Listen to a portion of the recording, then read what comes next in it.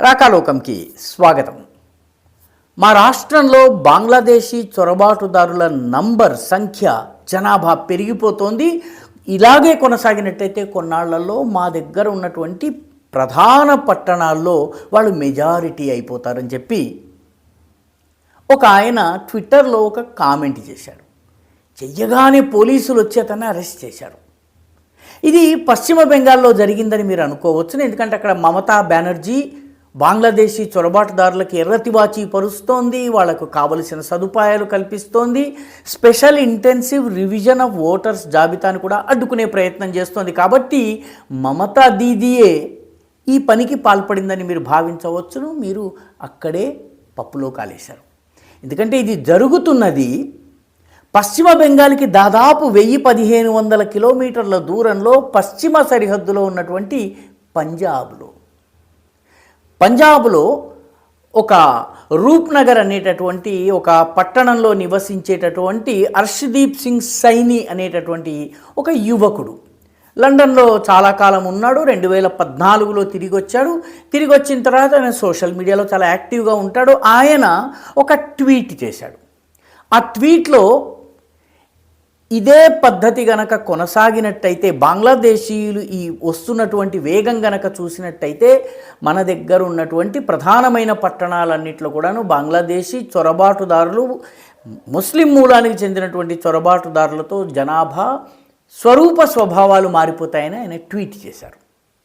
అందులో ఆయన చాలా స్పెసిఫిక్గా స్పష్టంగా హెచ్చరించింది ఏంటంటే, లుధియానా నగరము అన్నిటికన్నా ముందు బంగ్లాదేశీ మెజారిటీగా మారిపోతుంది. ఇప్పటికే పళ్ళ మార్కెట్ కానీ, కూరగాయల మార్కెట్ కానీ, దినసరి లేబర్ ఉద్యోగాలు కావచ్చును, చిన్న చిన్న ఫ్యాక్టరీల్లో పనిచేసే కార్మికులు కావచ్చును, పూర్తిగా బంగ్లాదేశీ మూలానికి చెందిన వాళ్ళు ఆక్రమించుకున్నారు.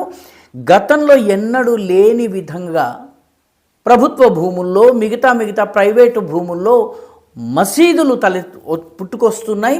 మొత్తం జనాభా స్వరూపం మారిపోతుందని చెప్పి ఈ హర్షదీప్ సింగ్ సైని అనేటటువంటి యువకుడు కామెంట్ చేశాడు. కామెంట్ చేసిన తరువాత సైబర్ పోలీస్ ఆయన ఇల్లు వెతుక్కుంటూ, పంజాబ్లో ఉన్నటువంటి ఆమ్ ఆద్మీ పార్టీ ప్రభుత్వానికి అది నచ్చలేదు. ఆయన ఇల్లు వెతుక్కుంటూ ఆయన దగ్గరకు వచ్చి ఆయనను అరెస్ట్ చేశారు. ఆయన మీద కేసులు నమోదు చేశారు. ప్రస్తుతం అతను బెయిల్ మీద బయటకు వచ్చారు, కానీ మొత్తం మీద కేసులు నమోదు చేశారు. ఏమని కేసులు నమోదు చేశారు? ఈయన వివిధ సామాజిక వర్గాల మధ్య హింసను రెచ్చగొట్టేటటువంటి ప్రయత్నం చేస్తున్నాడు. ఒక వర్గం పట్ల మరొక ఒక వర్గంలో ఇంకొక వర్గం మీద ద్వేషం పెంచేటటువంటి పని చేస్తున్నాడు. కాబట్టి ఈయన మీద కేసు పెడుతున్నామని చెప్తున్నారు. వాస్తవానికి బంగ్లాదేశీ చొరబాటుదారులు లుధియానా దాకా రావడము, అక్కడ జనాభా మారడము, ఇవన్నీ కూడాను ప్రమాద సంకేతాలు.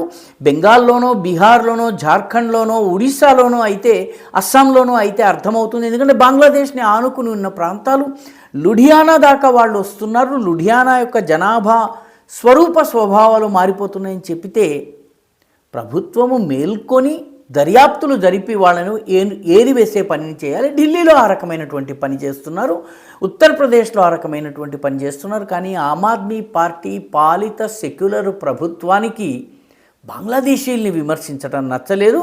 అయితే హర్షదీప్ సింగ్ సైని చెప్తున్నది ఏంటంటే, వాస్తవానికి వాళ్ళు నన్ను ఈ ట్వీట్ కారణంగా నా మీద కేసు పెట్టలేదు. అసలు కారణం ఏంటంటే, నేను ఖలిస్తానీ ఉద్యమాన్ని వ్యతిరేకిస్తున్నాను. ఖలిస్తానీ ఉద్యమానికి వ్యతిరేకంగా అనేక ట్వీట్లు చేశాను. అయితే ఖలిస్తానీలకు వ్యతిరేకంగా చేసిన ట్వీట్ల మీద నా మీద కేసు పెట్టలేరు, కాబట్టి ఈ విషయంలో కేసు పెడుతున్నారు.